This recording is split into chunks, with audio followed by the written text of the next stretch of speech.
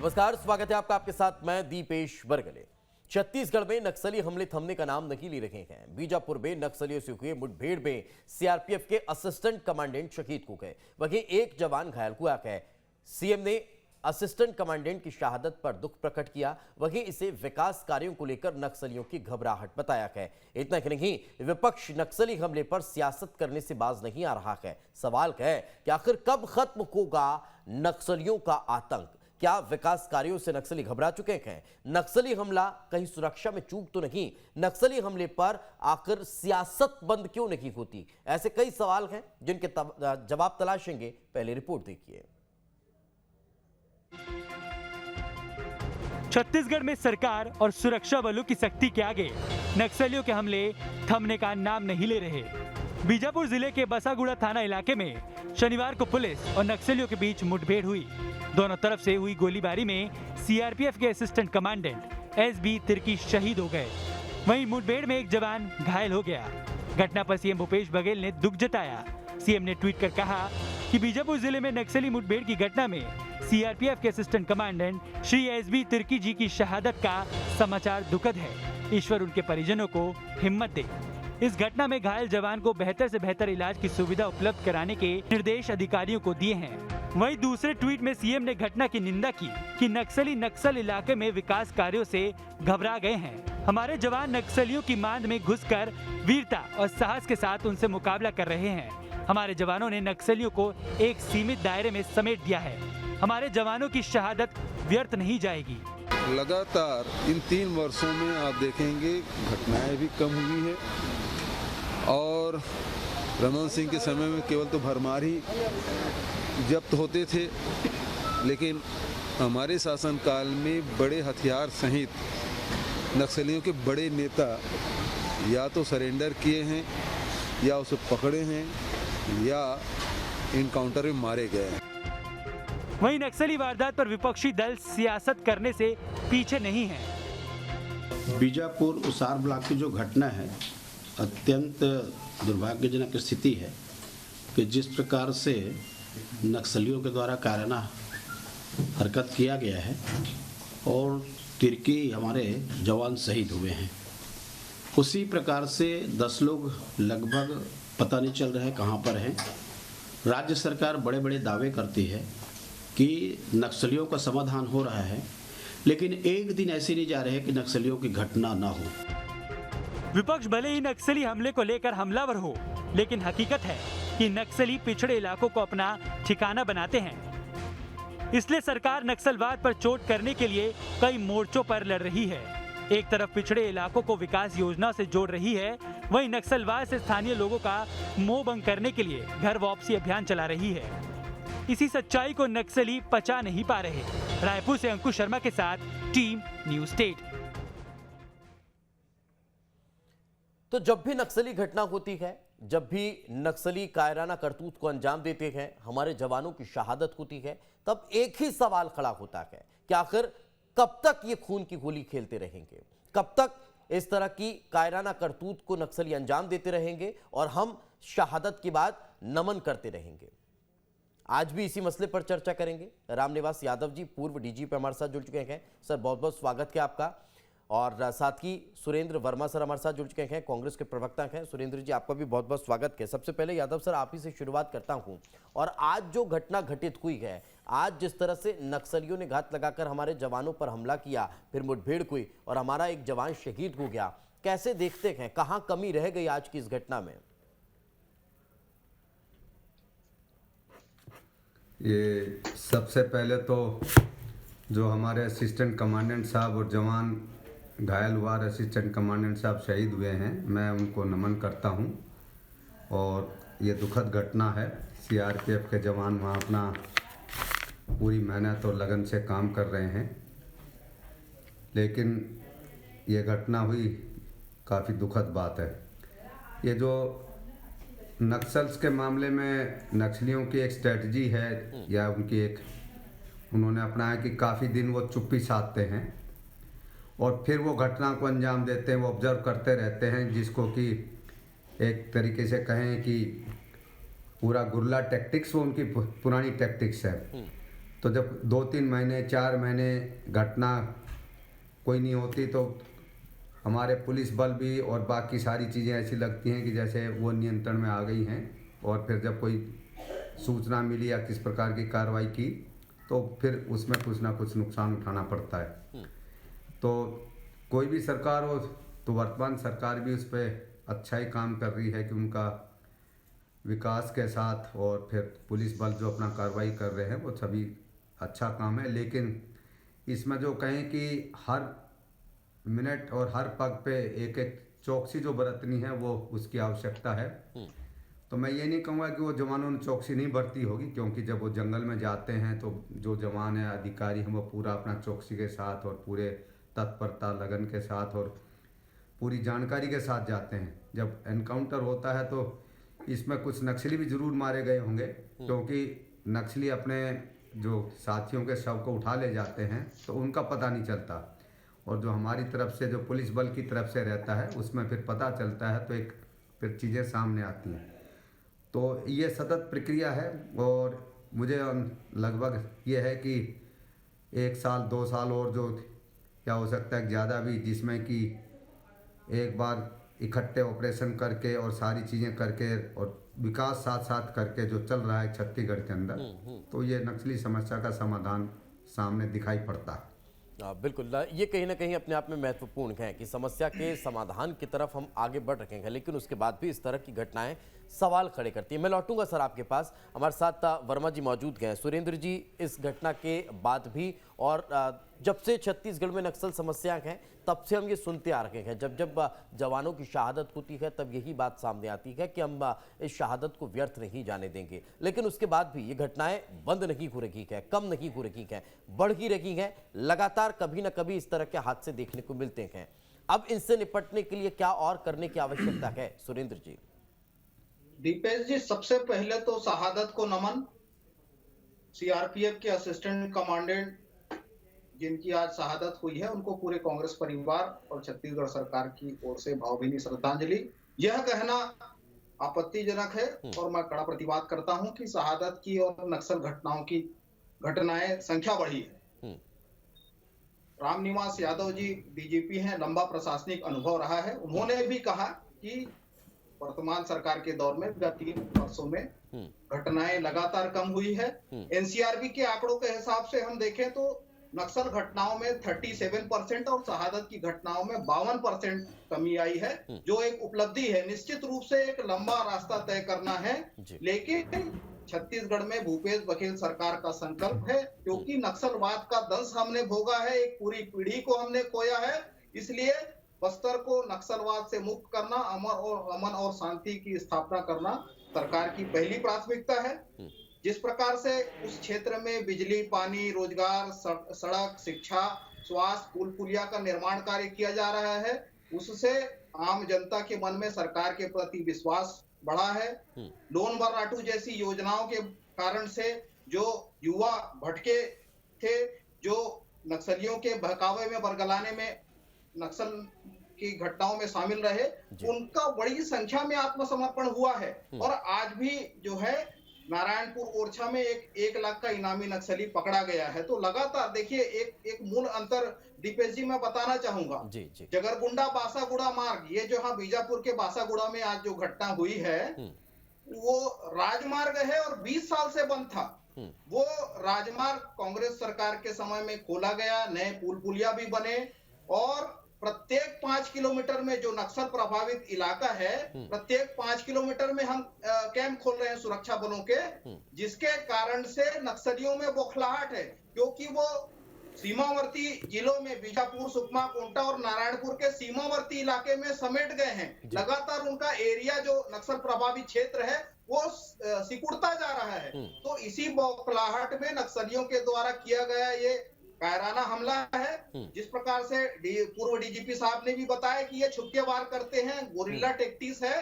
तो चूक कहना जल्दबाजी होगी जब तक पूरा रिपोर्ट नहीं आ पाता। लेकिन मूल जो अंतर है 15 साल के भारतीय जनता पार्टी के कुशासन और वर्तमान 3 साल में, भाजपा के नेता आरोप लगा रहे हैं कि सरकार की कमियां गिना रहे हैं, ये राजनीति का विषय नहीं है। इनके अंदर यदि इच्छा शक्ति होती तो नक्सलवाद नासूर नहीं बनता।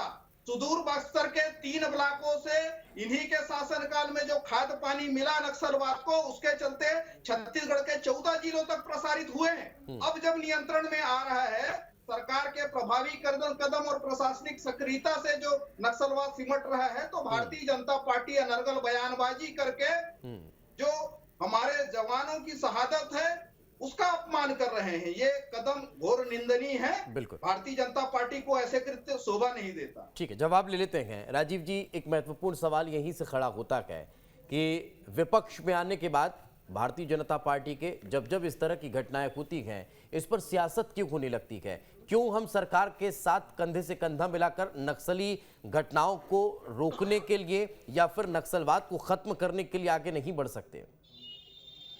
देखिए, भारतीय जनता पार्टी तो जो चाहे नक्सली घटना हो, चाहे लाल आतंक हो या हरा आतंक हो जो पाकिस्तान के उस पार से प्रायोजित होता, सारे आतंक को समूल जड़ से नष्ट करने के लिए कटिबद्ध है। जब भारतीय जनता पार्टी को सरकार मिली थी तो हमने नेता प्रतिपक्ष महेंद्र कर्मा जी के साथ सलवा जुलूम का आंदोलन चलवाया। अगर हमारे अंदर राजनीति करनी होती तो यह हिंदुस्तान का अनोखा आंदोलन था कि जब मुख्यमंत्री और नेता प्रतिपक्ष मिलकर नक्सलवाद पर लड़ रहे थे। वो बात अलग है कि कांग्रेस के लीडराना मैं बोलना नहीं चाहता। सबसे पहले नमन करता हूं जो असिस्टेंट कमांडेंट मारे गए तिर्की साहब, उनको सैल्यूट करता हूं, और पुलिस के भी जो लोग घायल हुए उनके लिए शीघ्र स्वास्थ्य लाभ की कामना करता हूं। देखिए, भारतीय जनता पार्टी राजनीति नहीं करती। अभी अमित शाह जी ने यूनिफाइड कमांड की बैठक बुलाई थी, उस बैठक का बड़ी चतुराई से मुख्यमंत्री जी ने बॉयकॉट किया कि मैं उपलब्ध नहीं हूं। और उस दिन कहां थे? उनका कोई स्टैंडर्ड ऑफ चार्टर नहीं था कि उस दिन कहां थे।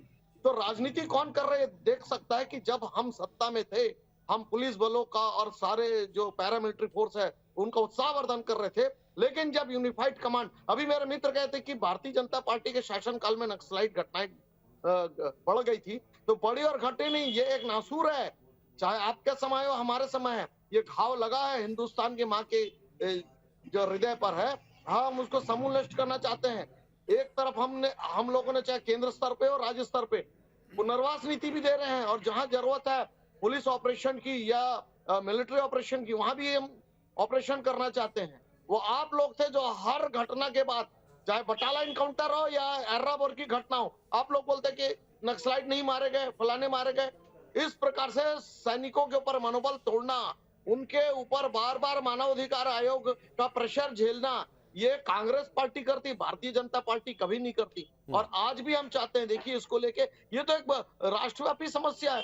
तो सुदूर काठमांडू नेपाल से लेकर यहाँ पर दक्षिण तक पूरे 7 राज्य इससे ग्रसित है, और आज से ग्रसित नहीं, बहुत वर्षों से ग्रसित है।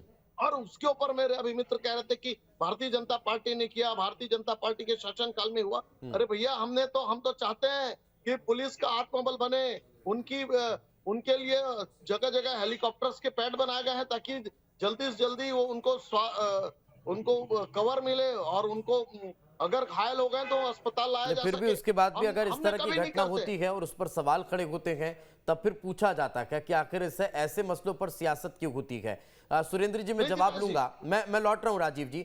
सुरेंद्र जी जवाब लूंगा। यादव सर से एक कमेंट ले लेता हूं। यादव सर, एक महत्वपूर्ण सवाल यहाँ पर ये खड़ा होता है।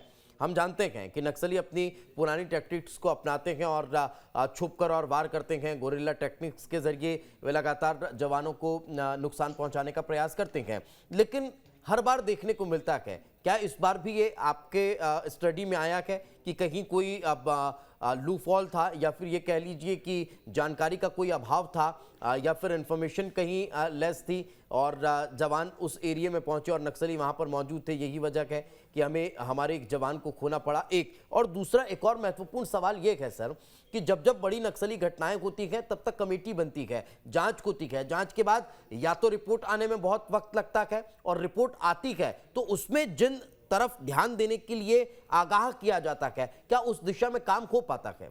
रामनिवास यादव सर। ये देखिए, जो भी पुलिस कार्रवाई करती है, सबसे पहले तो मैं सरकारों का, चाहे केंद्र सरकार हो चाहे राज्य सरकार हो, दोनों बड़े अच्छे से इस पे काम कर रही हैं जी। और पूरी आपस में एक तरीके से समन्वय है जी। और केंद्रीय बल और स्थानीय पुलिस बल, छत्तीसगढ़ की पुलिस भी बहुत इसमें अच्छे से काम कर रही है और जो विकास, विश्वास और जो समन्वय की नीति है वो आगे बढ़ रही है जी। क्योंकि ये एक तरीके से कहें कि जैसे कैंसर की बीमारी है, वो कुछ एक कोई टाइम फ्रेम में बहुत लिमिटेड ख़त्म होगी, थोड़ा टाइम लग रहा है। और इसमें जो जानकारी है, क्योंकि अब पुलिस बल के पास जानकारी आती है, वो काफ़ी, उनके पास जब जानकारी आती है तो पूरे के पूरे उस जानकारी को लेकर सारे जो भी सूचनाएं रहती हैं एकत्रित करके और वो ऑपरेशन के लिए निकलते हैं। लेकिन उसमें यह है कि जब नक्सली एक तरीके से कहीं पोजीशन लिए रहते हैं तो पुलिस बल के उस समय पे कहीं भी जाएंगे, पुलिस बल उनके क्षेत्र में घुसेंगे, अपना क्षेत्र छोड़ के उनके क्षेत्र में घुसेंगे, तो एक पहल जो है वो नक्सलियों की तरफ हो जाती है। किसी भी ऑपरेशन में जब हम पुलिस ऑपरेशन करती है तो वो पहल पुलिस के पास रहती है, लेकिन जब कोई जानकारी मिली और उसकी जानकारी के ऊपर जब पुलिस जाती है तो पहल नक्सलियों के पास आ जाती है कि वो 2 किलोमीटर पर मिलेंगे, कि 3 पे मिलेंगे, कि 2.5 पे मिलेंगे, कि 1 किलोमीटर पे मिलेंगे। तो वो उस तरीके से जो है, ना तो पुलिस के पास कोई जानकारी कमी रहती, ना उनमें कोई ऐसी वो रहती कमी रहती है। लेकिन ये एक जिसको कहें कि युद्ध के अंदर जो एक खतरा है, वो खतरा जरूर इसमें हमेशा रहेगा, क्योंकि हम कभी भी युद्ध में ये नहीं कह सकते कि साहब दूसरी तरफ से हमेशा वो रहेगी, उस तरफ से नहीं होगा। और दुखद बात रहती है जब भी हम कोई पुलिस अधिकारी, पुलिस जवान या कोई हमारा आम नागरिक भी उसमें मारा जाता है, क्योंकि यदि हम देखेंगे तो अब तक छत्तीसगढ़ में 2,500 पुलिसकर्मी और 2,500 आम नागरिक बराबर की संख्या है, कोई उसमें कमी नहीं है। 5,000 नागरिक, मतलब नागरिक और पुलिस बल मिलकर इसमें अपनी शहादत दे चुके हैं। और धीरे धीरे पहले जहाँ दंतेवाड़ा में था, फिर वो सिमट के पूरा नारायणपुर और इधर बीजापुर, अब उनमें भी आधे आधे जिलों में समाप्त हो गया जी।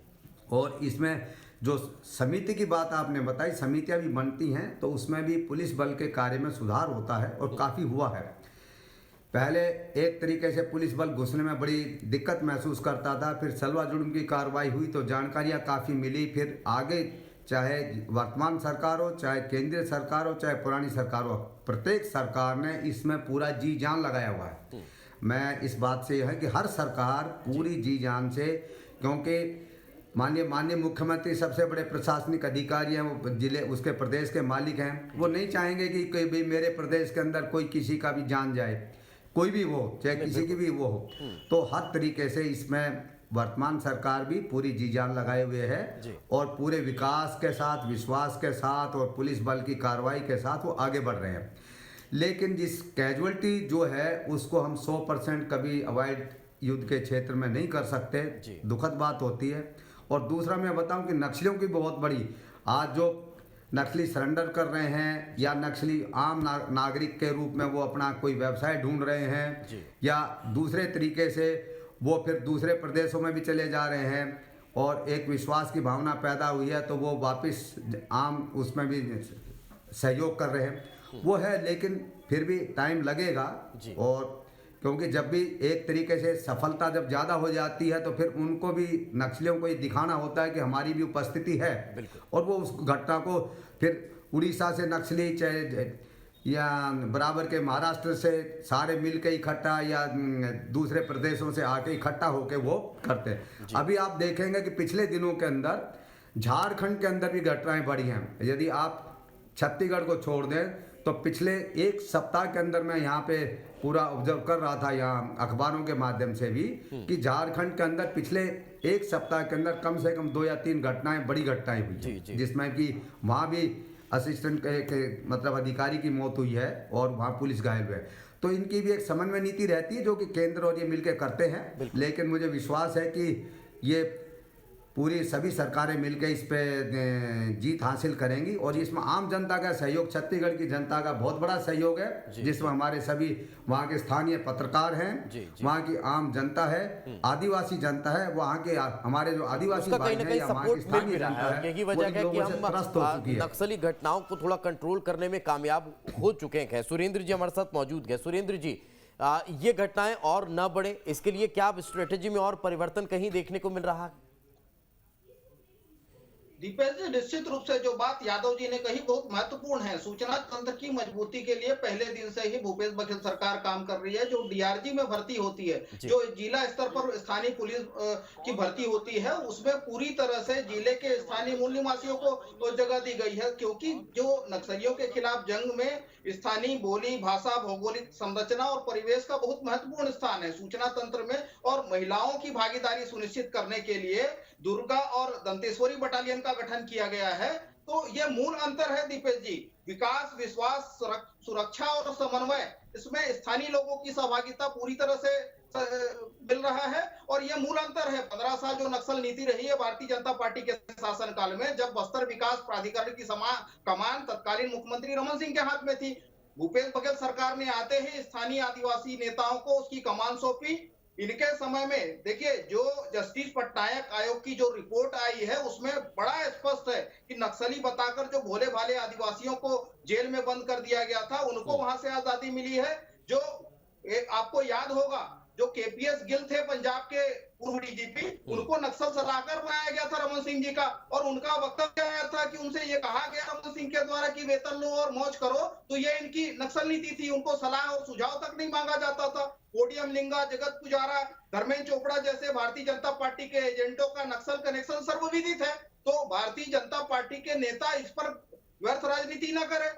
ये जो नक्सलवाद के खिलाफ जो जंग है, विगत 3 सालों में जो स्थितियां हैं, माननीय यादव जी ने, जो पूर्व प्रशासनिक अधिकारी रहे, पूर्व राज्य के डीजीपी हैं, उन्होंने बहुत स्पष्ट रूप से कहा कि नक्सलवाद के प्रभाव का जो क्षेत्र है वो तेजी से सिकुड़ रहा है। ये उपलब्धि है। बस्तर को नक्सलवाद से मुक्त करने, शांति मुक्त करने के लिए सरकार संकल्पित है। और उस दिशा में केंद्र सरकार का सहयोग मिल रहा है इसमें? बिल्कुल बिल्कुल। देखिए, ये निश्चित रूप से गृह राज्य का है, लेकिन आज पूरे देश में आंतरिक सुरक्षा के लिए नक्सलवाद सबसे बड़ा खतरा है। और हम इस लड़ाई को मिलकर लड़ रहे हैं। जो सेंट्रल के फोर्सेस हैं, उनका राज्य सरकार के साथ समन्वय है। कहाँ हो जाते हैं? बिल्कुल, गृह मंत्री बैठक लेते हैं, सुन लीजिए, इनको ये पता नहीं है, केवल राजनीति करने के लिए इनका बहाना है। जब वो मीटिंग थी, राज्य के डीजीपी और सीएस उस मीटिंग में थे। मुख्यमंत्री जी का तो पूर्व निर्धारित कार्यक्रम था, और उसके पहले माननीय मुख्यमंत्री जी देश के गृह मंत्री से मिलकर आए थे। यहाँ नक्सल के खिलाफ लड़ाई में कहीं कोई समन्वय का अभाव नहीं है। राज्य और केंद्र एक साथ मिलकर लड़ रहे हैं। विगत दिनों विजय कुमार जी भी आए थे, जो केंद्र के सुरक्षा सलाहकार हैं नक्सल मामलों के। उनकी भी बैठक माननीय मुख्यमंत्री जी के साथ हुई है। तो राज्य और केंद्र के सुरक्षा सलाहकारों के बीच बेहतर समन्वय है। और भारतीय जनता पार्टी के नेता केवल और केवल राजनीति करने के लिए इस प्रकार से बयानबाजी करके सुरक्षा बलों के मनोबल गिराने का काम कर रहे हैं। ऐसा कुत्सित प्रयास निश्चित रूप से निंदनीय है। ठीक, राजीव जी, चूंकि है नहीं, अब संक्षेप में, समय बहुत कम है, क्या ज्वाइंट विपक्ष और सत्ता पक्ष मिलकर नक्सलियों के खात्मे के लिए अब काम करता दिखाई देगा? दीपेश जी, निश्चित रूप से प्रत्येक सलाह और सुझाव का पूरा सम्मान है, लेकिन विगत 3 वर्षों के अनुभव जो है, भारतीय जनता पार्टी विपक्ष का धर्म निभाने में भी पीछे हट रही है। ये केवल और केवल मीडिया में बने रहने के लिए इस प्रकार से निंदनीय जो सिर्फ राजनीति कहीं ना कहीं होती हुई नजर आ रही है। और इस तरह के मसलों पर राजनीति न हो तो ज्यादा बेहतर होता है, क्योंकि बेहद संवेदनशील ये मामला है। और इसमें अगर सामंजस्य के साथ, समन्वय के साथ अगर काम होता हुआ नजर आएगा, तो शायद नक्सल समस्या से छत्तीसगढ़ को बहुत जल्दी ही मुक्ति मिलती हुई दिखाई दे सकती है। बहुत बहुत शुक्रिया आप तीनों मेहमानों का हमारे साथ चर्चा में जुड़ने के लिए। इसके साथ हमारे इस खास पेशकश में आज फिलहाल इतना ही। दीजिए इजाजत, नमस्कार।